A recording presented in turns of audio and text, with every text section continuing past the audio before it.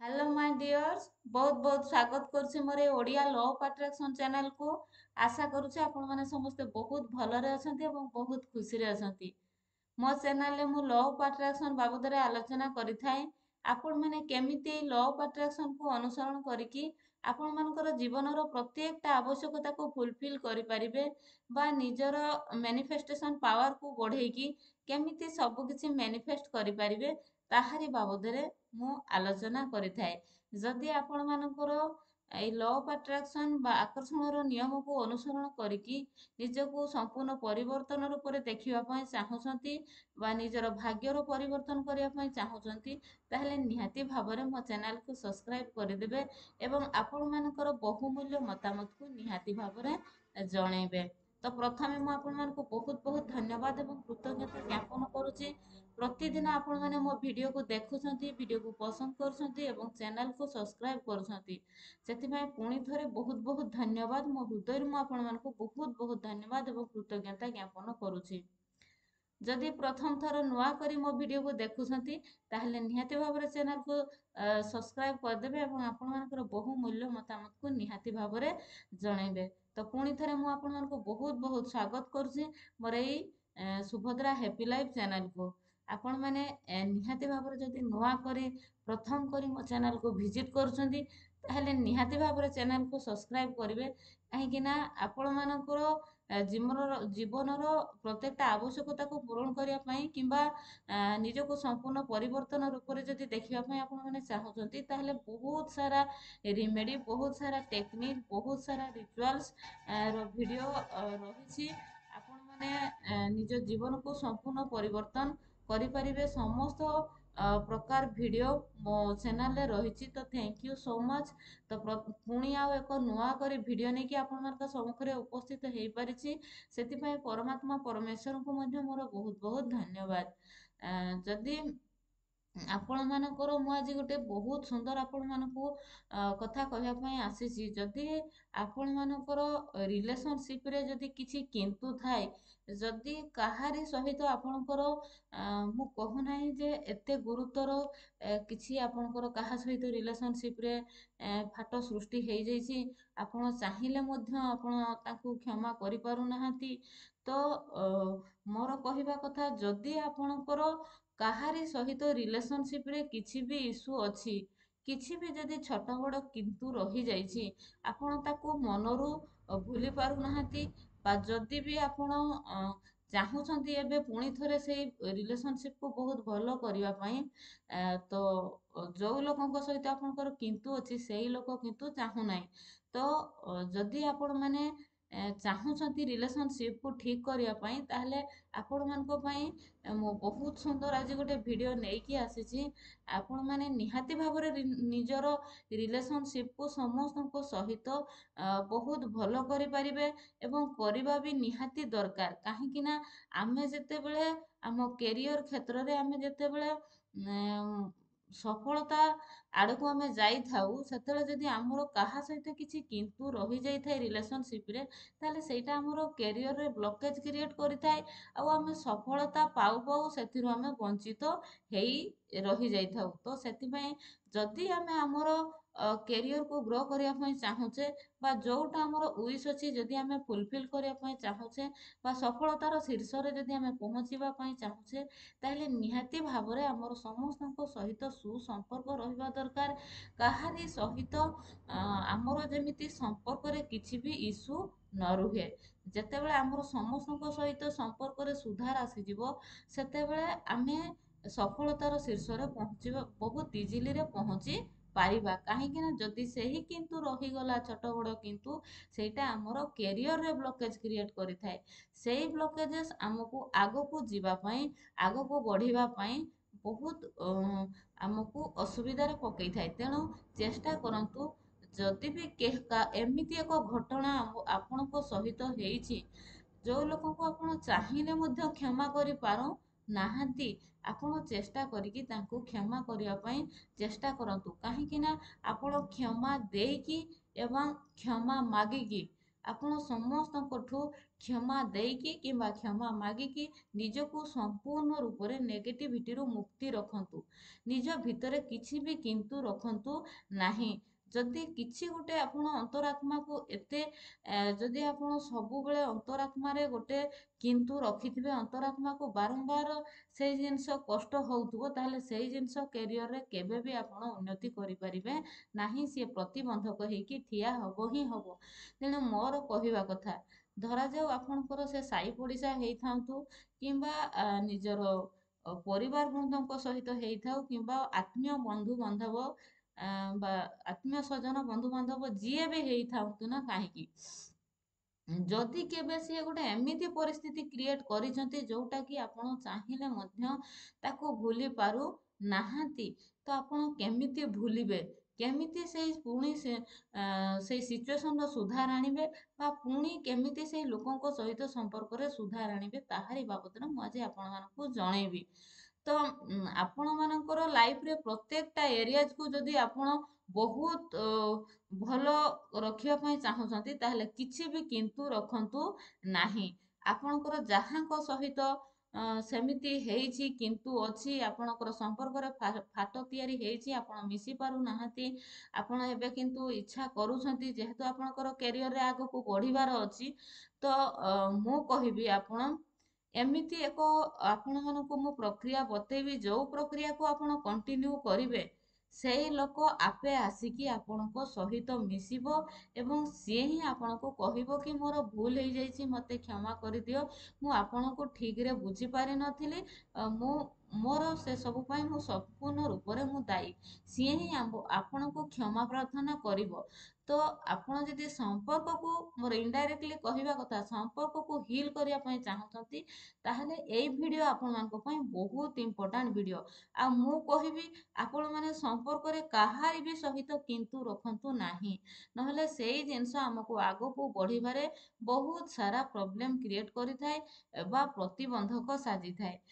ତ ଆପଣମାନେ ଯଦି ଚାହୁଁଛନ୍ତି ଜଣଙ୍କ ସହିତ ଆପଣଙ୍କର କିଛି ଆପଣଙ୍କର ହେଇଯାଇଛି, ସେମିତି କିନ୍ତୁ ତାଙ୍କ ପାଇଁ ଉତ୍ପନ୍ନ ହେଇଛି, ଆପଣ ତାକୁ ଚାହିଁଲେ ବି ଆପଣ ସୁଧାର ଆଣି ପାରୁନାହାନ୍ତି, ତ ଆପଣ ଏମିତି ମନକୁ ବୁଝାନ୍ତୁ ଯେ ସେଇଟା ତାଙ୍କ ସଂସ୍କାର। ଯଦି ସିଏ ମୋତେ ବିହେଭରେ କିଛି ବି ଗଡ଼ବଡ଼ କଲେ, କିଛି ବି ମୋତେ ଖରାପ ବିହେଭ କରିଲେ କିମ୍ବା କିଛି ଗାଳି ଗୁଲଜ କରିଲେ, ସେଇଟା ତାଙ୍କ ସଂସ୍କାରରେ ସିଏ କରିଛନ୍ତି, ସେଇଟା ତ ମୋତେ କାହିଁକି ପ୍ରଭାବ ପଡ଼ିବ ସେ ଜିନିଷ? କାହିଁକି ନା ମୋ ସଂସ୍କାର ହେଲା ଅଲଗା। ମୁଁ ସବୁବେଳେ ପରମାତ୍ମା ପରମେଶ୍ୱରଙ୍କର ଶକ୍ତି ସହିତ ସଂଯୁକ୍ତ ରହୁଛି, ମୁଁ ପରମାତ୍ମା ପରମେଶ୍ୱରଙ୍କର ଅଲୌକିକ ଶକ୍ତି ସହିତ ମିଶି ପାରୁଛି। ଯଦି ସିଏ ତାଙ୍କ ସଂସ୍କାର, ସେଟା ସିଏ ତାଙ୍କ ଲେବୁଲରେ, ସେ ତାଙ୍କ ଭାଇବ୍ରେସନ, ସେଟା ତାଙ୍କର ଇନଫେକ୍ସନ, ଯଦି ମୁଁ ସେଇଟାକୁ ଗ୍ରହଣ କରିକି ମୋ ଭିତରକୁ ନେଲି, ତାଙ୍କର ଇଣ୍ଟେନସନଟାକୁ ମୁଁ ଭାବିଲି କି ହଁ ସିଏ ମୋତେ କହିଲେ, ମୋତେ ଏମିତି ବିହେଭ କରିଲେ, ମୋତେ ସେମିତି କରିଲେ, ମୋତେ ତାଙ୍କ ବିହେଭରେ କଷ୍ଟ ହେଲା, ଯଦି ଆପଣ ନିଜ ପାଇଁ ତାଙ୍କ କଥାରେ କଷ୍ଟ ପହଞ୍ଚେଇଛନ୍ତି, ତାହେଲେ ଆପଣ ଜାଣନ୍ତୁ କି ଯେମିତି ଗୋଟେ ଭାଇରାଲ ଇନଫେକ୍ସନ ଆସିଥାଏ, ଠିକ ଆପଣଙ୍କୁ ସେଇ ଜିନିଷ ତାଙ୍କର ସଂସ୍କାରକୁ ଆପଣଙ୍କୁ ଇନଫେକ୍ସନ ହେଲା ବୋଲି ଆପଣ ଭାବି ନିଅନ୍ତୁ। ତେଣୁ ସେଇଟା ତାଙ୍କ ଲେବୁଲରେ, ତାଙ୍କ ସଂସ୍କାର ସେ ଆପଣଙ୍କର ପ୍ରତି ସେମିତି ଭାଇବ୍ରେସନ କ୍ରିଏଟ କରିଛନ୍ତି, ଆପଣ କାହିଁକି ତାକୁ ପଜିଟିଭରେ ନେଉନାହାନ୍ତି? ଆପଣ ଏମିତି ମନକୁ ଆଣନ୍ତୁ ଯେ ସେଇ ଲୋକ ମୋତେ ଏଇ କଥା କହିଲା ତ ଠିକ ଅଛି, ସେଟା ତାର ସଂସ୍କାର, ସିଏ ତାର ସଂସ୍କାରରେ, ସିଏ ତାର ଭାଇବ୍ରେସନ, ତାର ସେଇଟା ତାର କମଜୋର। ମୋର ସେଇଟାକୁ, ମୁଁ ଯଦି ସେଇଟାକୁ ହୃଦୟ ସହକାରେ ଗ୍ରହଣ କଲି, ତାହେଲେ ତ ମୋ ଭିତରେ ଆଉ ତା ଭିତରେ କିଛି ବି ଫରକ ରହିବ ନାହିଁ, ମୋର ବି ମଧ୍ୟ ଭାଇବ୍ରେସନ ଲ ହେଇଯିବ। ତେଣୁ ମୁଁ ପରମାତ୍ମା ପରମେଶ୍ୱରଙ୍କର ପ୍ରିୟ ସନ୍ତାନ, ମୁଁ ପବିତ୍ର ଆତ୍ମା ଅଟେ। ମୁଁ କାହିଁକି ତାଙ୍କ ସଂସ୍କାରକୁ ମୁଁ ଗ୍ରହଣ କରିକି ମୋ ଭିତରେ ମୁଁ ତାକୁ ଜାଗା ଦେଇକି ମୁଁ ତାକୁ ତାଙ୍କ ଇନଫେକ୍ସନକୁ ମୁଁ ନିଜେ ଆଟ୍ରାକ୍ସନ କରିବି? ମୋତେ ବି ତ ତାହେଲେ ସେଇ ଇନଫେକ୍ସନ ହିଁ ମୋତେ ବି, ମୋ ପାଖରେ ବି ସେଇ ଇନଫେକ୍ସନ ଦେଖାଯିବ। ତେଣୁ ଆପଣ ତାଙ୍କର ସଂସ୍କାରକୁ ଆପଣ ଗ୍ରହଣ କରନ୍ତୁ ନାହିଁ। ସେ ଯାହା ବି କହୁଛନ୍ତି ତାଙ୍କୁ ପଜିଟିଭରେ ନିଅନ୍ତୁ। ସେଇଟା ତାଙ୍କ ସଂସ୍କାର, ତାଙ୍କ ଲେବୁଲର ଚିନ୍ତାଧାରା, ସେଇଟା ତାଙ୍କ ଭାଇବ୍ରେସନ୍। ଆପଣ ଯଦି ସେଇ ଜିନିଷକୁ ଗ୍ରହଣ କରିକି ସେଇ ଜିନିଷକୁ ଗ୍ରହଣ କରିକି ଆପଣଙ୍କ ଆଡ଼କୁ ଟାଣି ନେଇକି ନିଜର ଭାଇବ୍ରେସନ୍କୁ ଲ କରିବେ, ତାହେଲେ ଆପଣଙ୍କର ଭାଇବ୍ରେସନ୍ ମଧ୍ୟ ଲ ହେଇଯିବ। ଆପଣଙ୍କର ମଧ୍ୟ ସେଇଟା ଡେଷ୍ଟନିରେ ଆପଣଙ୍କର ପ୍ରତିବନ୍ଧକ, ଯୋଉଟାକି ଆପଣ ଆଗକୁ ଯିବାରେ ସେଇ ଜିନିଷ ପ୍ରତିବନ୍ଧକ ସାଜିବ।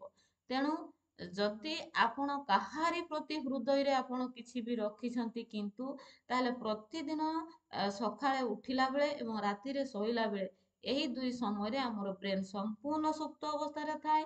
ଆମର ଲଜିକ୍ ମାଇଣ୍ଡ ଟୋଟାଲି ବି ନଥାଏ, ସବୁବେଳେ ଚୁପ୍ ଥାଏ ସେଇ ସମୟରେ।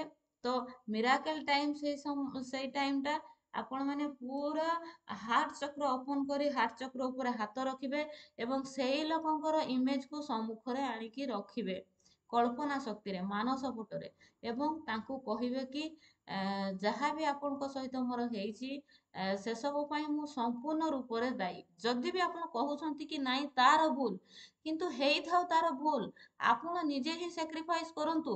ନିଜେ ତାଙ୍କ ପାଇଁ ନିଜେ କ୍ଷମା ପ୍ରାର୍ଥନା କରନ୍ତୁ। କ୍ଷମା ଦବା, କ୍ଷମା ମାଗିବା ଛୋଟ ଗୁଣ ନୁହେଁ, ଏଇଟା ବହୁତ ବଡ଼ ଗୁଣ। କାହିଁକି ନା ଏଇଟା ପରମାତ୍ମା ପରମେଶ୍ୱରଙ୍କର ଅଂଶକୁ ଆପଣ କ୍ଷମା ପ୍ରଦାନ କରୁଛନ୍ତି। ଆପଣ ତାଙ୍କୁ ମଣିଷ ବୋଲି କାହିଁକି ଭାବୁଛନ୍ତି?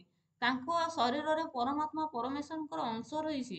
ସେ ଜଣେ ଆତ୍ମା, ଆମେ ଜଣେ ଆତ୍ମା। ତେଣୁ ଆତ୍ମାକୁ କ୍ଷମା କରିବା ବହୁତ ବଡ଼ କଥା। ଆପଣ ହାର୍ଟ ଚକ୍ର ଓପନ କରିକି ହାର୍ଟ ଚକ୍ର ଉପରେ ହାତ ରଖିକି ଆପଣ ତାଙ୍କ ଇମେଜକୁ କଳ୍ପନା ଶକ୍ତିରେ ଦେଖିକି ନିଜ ଆଡ଼କୁ ସବୁ କିଛି ଦାୟୀ କରିବେ। ଯଦି ମୋର ଆପଣଙ୍କ ସହିତ ସମ୍ପର୍କରେ କିଛି ଏପଟ ସେପଟ ହେଇଛି, ତ ମୁଁ ସମ୍ପୂର୍ଣ୍ଣ ରୂପରେ ଦାୟୀ। ମୋର ଭୁଲ ହେଇଛି, ମୋତେ କ୍ଷମା କରନ୍ତୁ, ମୋତେ କ୍ଷମା କରନ୍ତୁ, ମୋତେ କ୍ଷମା କରନ୍ତୁ। I am sorry, please forgive me, thank you and I love you. ଆପଣ ଏମିତି ଏଇ ପ୍ରେୟାରକୁ 11 ଥର, 21 ଥର, ଆପଣଙ୍କର 108 ଥର, ଆପଣଙ୍କର ଯେମିତି ସାମର୍ଥ୍ୟ ହିସାବରେ ଆପଣ ଏଇ ପ୍ରେୟାରକୁ କରିବେ, ତାଙ୍କୁ କ୍ଷମା ପ୍ରଦାନ କରିବେ। ଏବଂ ଆପଣ ପ୍ରତ୍ୟେକ ଦିନ କ'ଣ କରିବେ, ଯୋଉ ଲୋକଙ୍କୁ ଆପଣ ଚାହୁଁଛନ୍ତି ପୁଣି ତାଙ୍କ ସହିତ ସମ୍ପର୍କ ଭଲ ହଉ, ଆପଣ ଯେମିତି ଚାହୁଁଛନ୍ତି ସେମିତି ତାଙ୍କର ପ୍ରତିଦିନ ଗ୍ରାଟିଚ୍ୟୁଡ୍ ଲେଖିବେ। ନଥାଇପାରେ ତାଙ୍କର ସେଇ ଭଲ ଗୁଣ, କିନ୍ତୁ ଆପଣ ତାକୁ ମେନସନ୍ କରିବେ। ମୁଁ ବହୁତ ଖୁସି ଅଛି, ମୁଁ ବହୁତ କୃତଜ୍ଞତା ଜ୍ଞାପନ କରୁଛି। ତାଙ୍କ ନାମ ଲେଖିବେ, ତାଙ୍କର ଆଧାର କାର୍ଡ଼ ନାମ ଲେଖିବେ ଏବଂ କହିବେ କି ସେ ବହୁତ ସୁନ୍ଦର ଡ୍ୟାନ୍ସ କରିପାରେ, ସେ ରୋଷେଇ କରିପାରେ, ସେ ଝୋଟି ଦେଇପାରେ, କି ଆପଣ ଯାହା ବି ତାଙ୍କର ଭଲ ଗୁଣ, ସେ ଭଲ ଗାଇପାରେ, ସେ ଭଲ ଖେଳିପାରେ। ଆପଣ ଯେମିତି ତାଙ୍କୁ ସେ ଲୋକଙ୍କ ସହିତ ବହୁତ ଭଲ ମିଶି ପାରନ୍ତି, ସେ ମୋ ସହିତ ବହୁତ ସୁସମ୍ପର୍କରେ ଅଛନ୍ତି। ଆପଣ ଏମିତି ତାଙ୍କର 10ଟା ଗ୍ରାଟିଚ୍ୟୁଡ୍ ପ୍ରତ୍ୟେକ ଦିନ ଲେଖିବେ ଏବଂ ମେଡିଟେସନ ମୋଡରେ ବସିକି ଆପଣ ତାଙ୍କୁ ଲଭର ଭାଇବ୍ରେସନ ଦିଅନ୍ତୁ। ପ୍ରତ୍ୟେକ ଦିନ ତାଙ୍କର ଇମେଜକୁ ଆଣିକି ସମ୍ମୁଖରେ ବସାନ୍ତୁ ଏବଂ କଳ୍ପନା ଶକ୍ତିରେ ତାଙ୍କୁ ଏତେ ଭଲ ପାଇବା ଦିଅନ୍ତୁ, ଏତେ ସ୍ନେହ ମମତା ଦିଅନ୍ତୁ, ଏତେ ଭଗବାନଙ୍କ ନିକଟରେ ତାଙ୍କର ମଙ୍ଗଳ ପ୍ରାର୍ଥନା କରନ୍ତୁ। ହେ ପରମାତ୍ମା ପରମେଶ୍ୱର, ହେ ଅନନ୍ତ କୋଟି ବ୍ରହ୍ମାଣ୍ଡ, ସେଇ ଲୋକଙ୍କୁ ଭରି ଭରି ସୁଖ ଶାନ୍ତି ଆପଣ ପ୍ରଦାନ କରନ୍ତୁ। ସେଇ ଲୋକକୁ ଆପଣ ସବୁବେଳେ ସୁସ୍ଥରେ ରଖନ୍ତୁ। ସେଇ ଲୋକ ପ୍ରତି କ୍ଷେତ୍ରରେ ସଫଳତା ହାସଲ କରୁ। ସେଇ ଲୋକର ପ୍ରତ୍ୟେକ ଦିନ ଚମତ୍କାରରେ ପରିଣତ ହଉ। ସେ ତାଙ୍କ ଲାଇଫରେ ଭରି ଭରି ସଫଳତାକୁ ଆକର୍ଷଣ କରନ୍ତୁ। ଆପଣ ପ୍ରତ୍ୟେକ ଦିନ ତାଙ୍କୁ ଲଭର ଭାଇବ୍ରେସନ, ବହୁତ ଭଲ ପାଇବା, ସେ କ'ଣ ପସନ୍ଦ କରନ୍ତି, ଆପଣ ତାଙ୍କୁ ଲଭ୍ ଭାଇବ୍ରେସନରେ ଟଙ୍କା ଦିଅନ୍ତୁ। କଳ୍ପନା ଶକ୍ତିରେ ତାଙ୍କୁ ଆପଣ କଳ୍ପନା ଶକ୍ତିରେ ସ୍ନେହ ମମତା ପ୍ରଦାନ କରନ୍ତୁ, ଭଲ ଭଲ ଖାଇବା ପ୍ରଦାନ କରନ୍ତୁ, ଭଲ ଜିନିଷ, ସେ ଯୋଉ ଜିନିଷକୁ ପସନ୍ଦ କରନ୍ତି ଆପଣ ସେଇ ଜିନିଷକୁ ତାଙ୍କୁ ପ୍ରଦାନ କରନ୍ତୁ ଏବଂ ତାଙ୍କର ମଙ୍ଗଳ କାମନା କରନ୍ତୁ ପ୍ରତିଦିନ ପରମାତ୍ମା ପରମେଶ୍ୱରଙ୍କ ନିକଟରେ। ଯୋଉଟା ଆପଣ ଅନ୍ୟ ପାଇଁ କରିଥିବେ, ଆପଣ ସେଇଟା 10 ଗୁଣା ମାଲ୍ଟିପୁଲ ହେଇକି ପାଇବେ ଅନ୍ୟମାନଙ୍କ ପାଖରୁ। ତ ଆପଣ ପ୍ରତିଦିନ ଏଇ ପ୍ରକ୍ରିୟାକୁ କରିଚାଲନ୍ତୁ, କରିଚାଲନ୍ତୁ, କରିଚାଲନ୍ତୁ।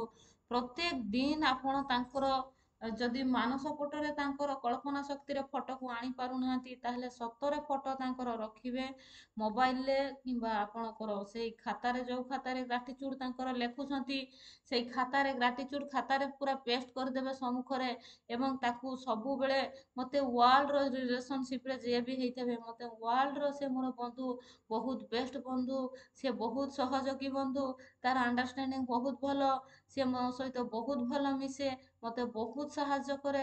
ଆପଣ ଏମିତି ତାକୁ ସତରେ ନ ହେଇଥାଉ ମିଛରେ ହେଲେ ବି ତାଙ୍କୁ ପ୍ରତ୍ୟେକ ଦିନ ଗ୍ରାଟିଚ୍ୟୁଡ଼ ଲେଖନ୍ତୁ, 10 15ଟା 20ଟା ଗ୍ରାଟିଚ୍ୟୁଡ଼ ଲେଖନ୍ତୁ। ପ୍ରତ୍ୟେକ ଦିନ ଲଭ୍ର ଭାଇବ୍ରେସନ୍ ଦିଅନ୍ତୁ। ପ୍ରତ୍ୟେକ ଦିନ ତାଙ୍କୁ ହାର୍ଟରୁ ଭଲ ପାଇବା ଦିଅନ୍ତୁ, ସ୍ନେହ ମମତା ପ୍ରଦାନ କରନ୍ତୁ ଏବଂ ପ୍ରତ୍ୟେକ ଦିନ ଆପଣ ତାଙ୍କ ପାଇଁ ହିଲିଂ ପ୍ରେୟାର କରନ୍ତୁ। ସବୁ କିଛି ଆଜ୍ଞା ଭାଇବ୍ରେସନର ଖେଳ। ଆମେ ଆମ ହୃଦୟରୁ ଆମେ ପରମାତ୍ମା ପରମେଶ୍ୱରଙ୍କର ଅଂଶ, ସମସ୍ତେ ପରମାତ୍ମା ପରମେଶ୍ୱରର ଅଂଶ। ଆମେ ହୃଦୟରୁ ଯୋଉଟା କ୍ରିଏଟ୍ କରିକି ଅନ୍ୟମାନଙ୍କୁ ଦବା, ଯୋଉ ଜାଗା ଅନ୍ୟମାନଙ୍କ ପାଇଁ କ୍ରିଏଟ୍ କରିବା, ସେଇଟା ହିଁ ତାଙ୍କ ପାଖକୁ ସେଇ ଲଭ୍ର ଭାଇବ୍ରେସନ୍ ପହଞ୍ଚିବ। ଆମେ ଯଦି ତାଙ୍କ ପାଇଁ ଖରାପ ମନୋବୃତ୍ତି କ୍ରିଏଟ୍ କରିବା, ସେ ଆହୁରି ଅଧିକ ରାଗିଯିବେ, ଆହୁରି ଆମ ପ୍ରତି ସେ ପ୍ରତିଶୋଧ ପରାୟଣ ହେବେ। ଯଦି ଆମେ ତାଙ୍କୁ ଲଭ୍ର ଭାଇବ୍ରେସନ୍, ଆମେ ତାଙ୍କୁ କିଛି ବି କରିବା ପାଇଁ ପଡ଼ିବନି। ଆମେ ଧୀର ନମ୍ର ଭାବରେ ମୁଁ ଯୋଉ କଥା କହିଲି ଆପଣମାନେ ଯଦି ସେଇ କଥାକୁ କଣ୍ଟିନ୍ୟୁ କରନ୍ତି, ତାହେଲେ ଆପଣମାନଙ୍କୁ ମୁଁ କଥା ଦଉଛି 21 ଡେଜ୍ର 30 ଡେଜ୍ ଭିତରେ ହିଁ ତାଙ୍କ ସହିତ ଆପଣଙ୍କର ସମ୍ପର୍କରେ ସୁଧାର ଆସିଯିବ। ଆପଣଙ୍କର ତାଙ୍କ ସହିତ ସୁମଧୁର ସମ୍ପର୍କ ସ୍ଥାପନ ହେଇପାରିବ। ଭିଡ଼ିଓ ଭଲ ଲାଗିଥିଲେ ଆପଣ ନିହାତି ଭାବରେ ଆପଣମାନଙ୍କର ବହୁମୂଲ୍ୟ ମତାମତକୁ ରଖିବେ। ତ ଥ୍ୟାଙ୍କ ୟୁ ସୋ ମଚ୍। ଯଦି ଆପଣମାନେ ମେଡ଼ିଟେସନ୍ କ୍ଲାସ୍ରେ ଜଏନ୍ କରିବା ପାଇଁ ଚାହୁଁଛନ୍ତି, ତାହେଲେ ମୋର ମେଡ଼ିଟେସନ୍ କ୍ଲାସ୍ ମୋର ମର୍ଣ୍ଣିଂରେ 5ଟାରୁ ହେଉଥିଲା, ଏବେ 4ଟାରୁ 6ଟା ପର୍ଯ୍ୟନ୍ତ ହେବ ଏବଂ ରାତିରେ ଆମର 9ଟାରୁ 10ଟା ପର୍ଯ୍ୟନ୍ତ ହେଉଛି ଏବଂ ଲାଇଭ୍ କ୍ଲାସ୍ ମୁଁ ପ୍ରତ୍ୟେକ ଦିନ 3ଟାରୁ 5ଟା ଯାଉଛି। ତ ଥ୍ୟାଙ୍କ ୟୁ ସୋ ମଚ୍। ଯଦି ଆପଣମାନେ ମେଡ଼ିଟେସନ୍ କ୍ଲାସ୍ରେ ଜଏନ୍ କରିବା ପାଇଁ ଚାହୁଁଛନ୍ତି, ମୋର ପର୍ସନାଲ୍ ହ୍ୱାଟ୍ସଆପ୍ ନମ୍ବର ହେଉଛି 9337984063। ଯଦି ପର୍ସନାଲ୍ ସେସନ୍ ନେବା ପାଇଁ ବି ଚାହୁଁଛନ୍ତି, ତାହେଲେ ଆପଣ ଏଇ ନମ୍ବରରେ କଣ୍ଟାକ୍ଟ କରିପାରିବେ। ତ ଥ୍ୟାଙ୍କ ୟୁ ସୋ ମଚ୍, ବହୁତ ବହୁତ ଧନ୍ୟବାଦ।